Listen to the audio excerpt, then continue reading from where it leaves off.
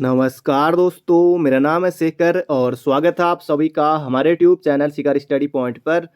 दोस्तों, इस वीडियो में हम देखने वाले हैं पत्र लेखन से संबंधित 40 महत्वपूर्ण प्रश्नों को। दोस्तों, काफ़ी ज़्यादा महत्वपूर्ण प्रश्न है, किसी न किसी एग्जाम में पूछे गए हैं, चाहे उत्तराखंड हो या उत्तर प्रदेश हो। दोस्तों, कहीं ना कहीं एग्जाम में पूछे गए हैं। काफ़ी ज़्यादा महत्वपूर्ण प्रश्न है, वीडियो को अंत तक जरूर देखेगा और इसकी PDF आपको दोस्तों हमारे टेलीग्राम चैनल पर मिल जाएगी। डिस्क्रिप्शन पर लिंक है, आप आसानी से दोस्तों टेलीग्राम चैनल पर जुड़ सकते हैं। तो पहला प्रश्न है यहाँ पर हमारा, और 40 में से आपको बताना है कि आपका स्कोर कितना रहा। और दोस्तों, ये पार्ट 1 है, बाकी इसका अगला पार्ट भी आते रहेगा। तो ये प्रश्न भी दोस्तों आपने देखा ही होगा किसी न किसी एग्जाम में। तो पहला प्रश्न है यहाँ पर हमारा, सभी राज्य सरकारों को भेजा जाने वाला सरकारी पत्र कहलाता है। बाकी वहाँ पर जब आप पेपर हॉल में होंगे, एग्जाम हॉल में होंगे, तो दोस्तों इसी तरह से ऑप्शन होगा, वहाँ पर कार्यालय आदेश, कार्यालय होगा, कार्यालय आदेश, अधिसूचना, परिपत्र या फिर अनुस्मारक। तो इसका सही उत्तर होगा दोस्तों परिपत्र। तो ऑप्शन नंबर सी होगा इसका बिल्कुल सही उत्तर। अगला प्रश्न है यहाँ पर हमारा, परारूपण का संबंध किससे है? परारूपण का संबंध किससे है? दोस्तों, इसका सही उत्तर होगा हमारा यहाँ पर भरना रहेगा टिप्पण लेखन से। तो ऑप्शन नंबर ए होगा इसका बिल्कुल सटीक उत्तर। परारूपण का संबंध है टिप्पण लेखन से। अगला प्रश्न है, पत्र कितने प्रकार के होते हैं? तो पत्र दोस्तों औपचारिक अनौपचारिक, तो इसका सही उत्तर हो जाएगा 2 प्रकार के। ऑप्शन नंबर डी होगा इसका बिल्कुल सही उत्तर। तो अगला प्रश्न है यहाँ पर हमारा, कौन सा पत्र किसी नीति विषयक मामलों की जानकारी समस्त संबंधित कार्यालयों या विभागों को उपलब्ध करानी होती है? इनमें से आपको बताना है वो क्या होता है, टिप्पण, परिपत्र, विज्ञप्ति या कार्यालय आदेश। तो इसका सही उत्तर होगा दोस्तों ऑप्शन नंबर बी हमारा परिपत्र। तो बहुत ज़्यादा महत्वपूर्ण प्रश्न है, कई बार बनता है प्रश्न। अगला प्रश्न है यहाँ पर हमारा, पूर्व में प्रेषित पत्र का स्मरण दिलाने के लिए। तो स्मरण दिलाने के लिए दोस्तों इतने से ही आपका उत्तर यहाँ पर आ जाएगा। स्मरण दिलाने के लिए भेजा गया पत्र कहलाता है, तो ये हो जाएगा अनुस्मारक। बाकी अधिसूचना कर नहीं सकते, परिपत्र कर नहीं सकते, ज्ञापन कर नहीं सकते, ये हो जाएगा अनुस्मारक।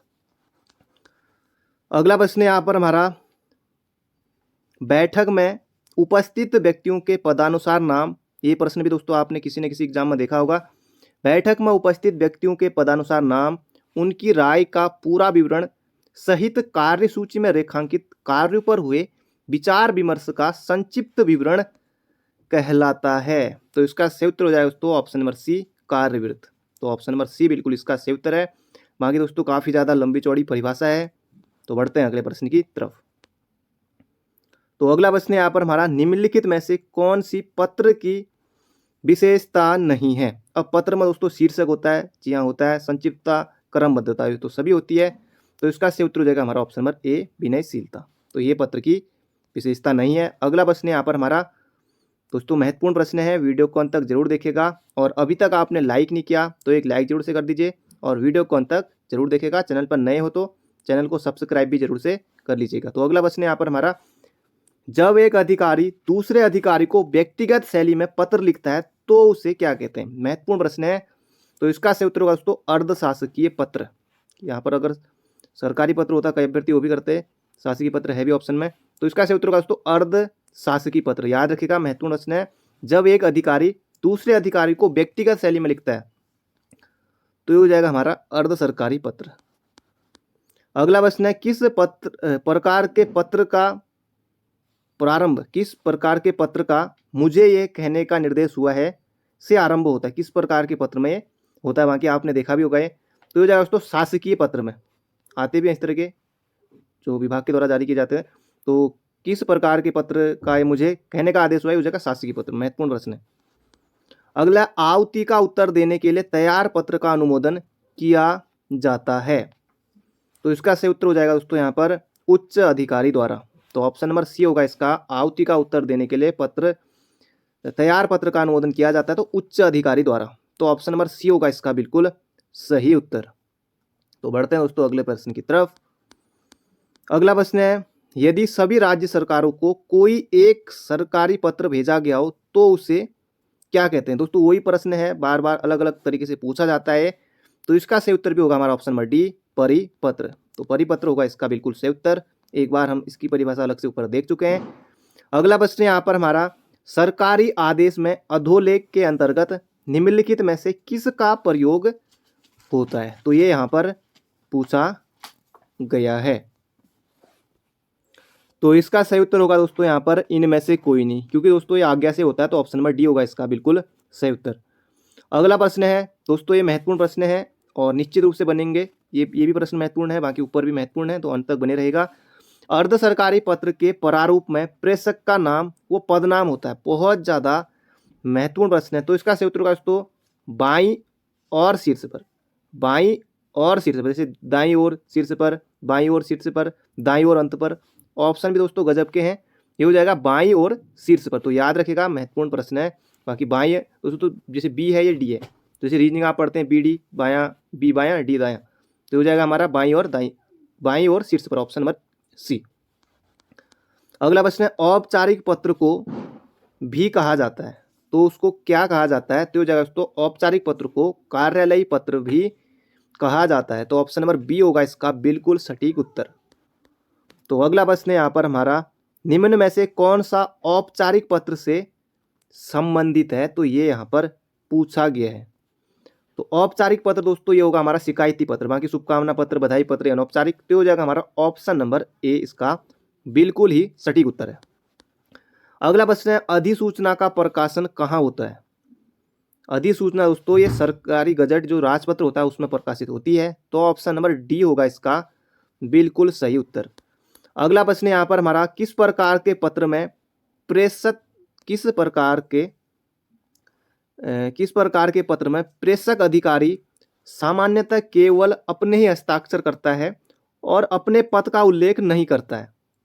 दोस्तों गजब का प्रश्न है और इसका सही उत्तर हो जाएगा अर्ध सरकारी पत्र में। तो ध्यान रखिएगा महत्वपूर्ण है, लंबा चौड़ा है ये पत्र में दोस्तों, इस तरह के होते हैं। बाकी लंबी चौड़ी परिभाषा रहती है, आपने और भी पेपर में जो क्वेश्चन पूछे जाते हैं पत्रों से। तो हो जाएगा हमारा ऑप्शन नंबर बी। अगला प्रश्न यहाँ पर हमारा, किस पत्र का प्रयोग, इसमें भी लंबी चौड़ी परिभाषा है, किस पत्र का प्रयोग प्रायः कार्यालयों में वित्तीय मंजूरियों एवं अनुशासनिक मामलों संबंधित कर्मचारियों को सरकारी सूचना देने में प्रयुक्त होता है? तो हो जाएगा दोस्तों आदेश, आदेश इसका बिल्कुल सही उत्तर है। अगला प्रश्न है, निम्न में से किस में नोट शीट प्रयुक्त होती है?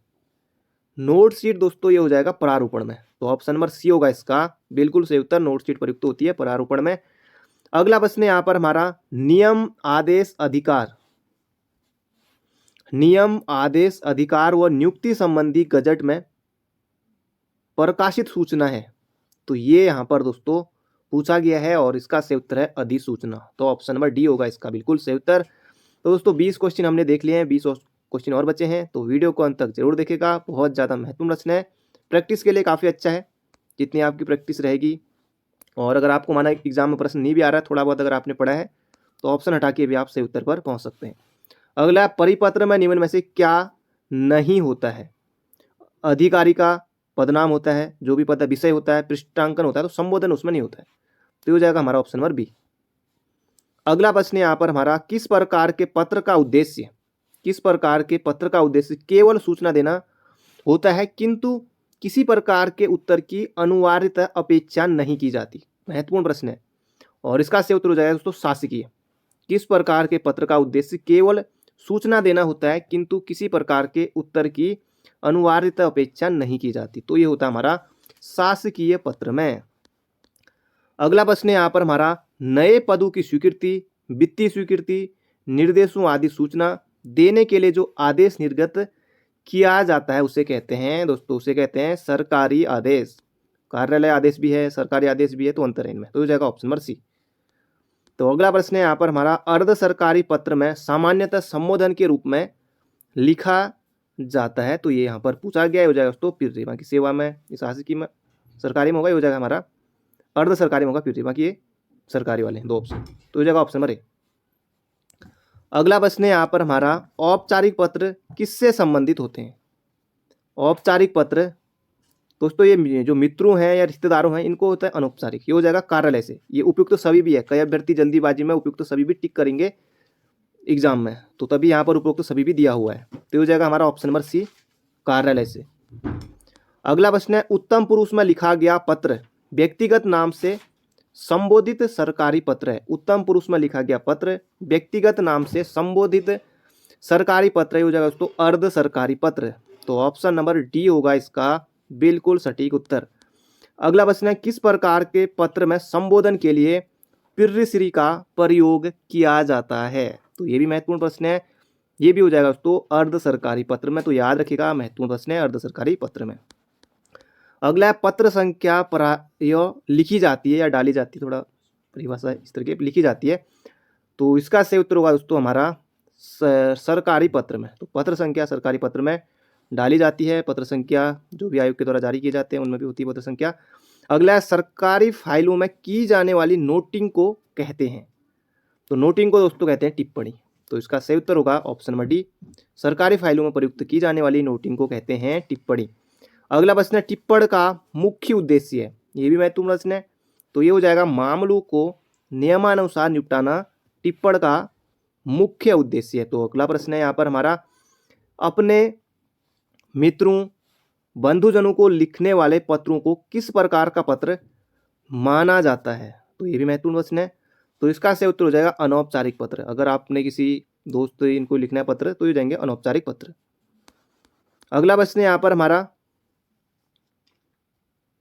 कौन सा पत्र नए पदों की मंजूरी, अवकाश की स्वीकृति, नियुक्ति और पदोन्नति संबंधित जानकारी हेतु जारी किया जाता है? तो हो जाएगा कार्यालय आदेश। तो अभी कार्यालय आदेश आ गया, तो हो जाएगा ऑप्शन नंबर डी हमारा बिल्कुल सही उत्तर है, कार्यालय आदेश। अगला प्रश्न है, किसी भी विचार या सेवा को बेचने, प्रचारित या प्रसारित करने के लिए प्रयुक्त मुद्रित अथवा मौखिक साधन कहलाता है? तो ये कहलाता है दोस्तों विज्ञापन।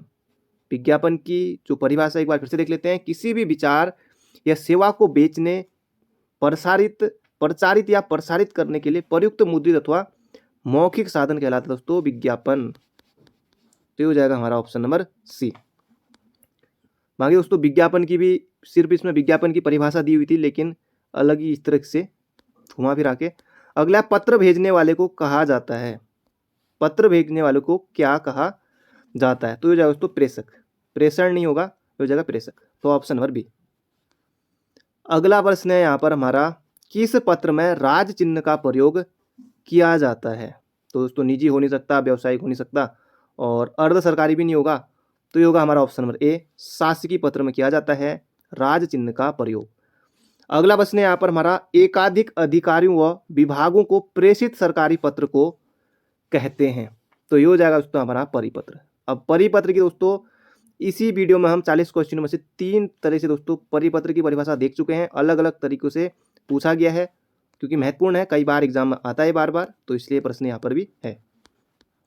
अगला प्रश्न है, ये भी महत्वपूर्ण है, अर्ध सरकारी पत्र में मुख्य विषय का उल्लेख किया जाता है? तो यहाँ पर पूछा गया है, हो जाएगा दोस्तों उत्तम पुरुष शैली में। उत्तम पुरुष शैली में अर्ध सरकारी पत्र में मुख्य विषय का उल्लेख किया जाता है। तो बढ़ते हैं अगले प्रश्न की तरफ।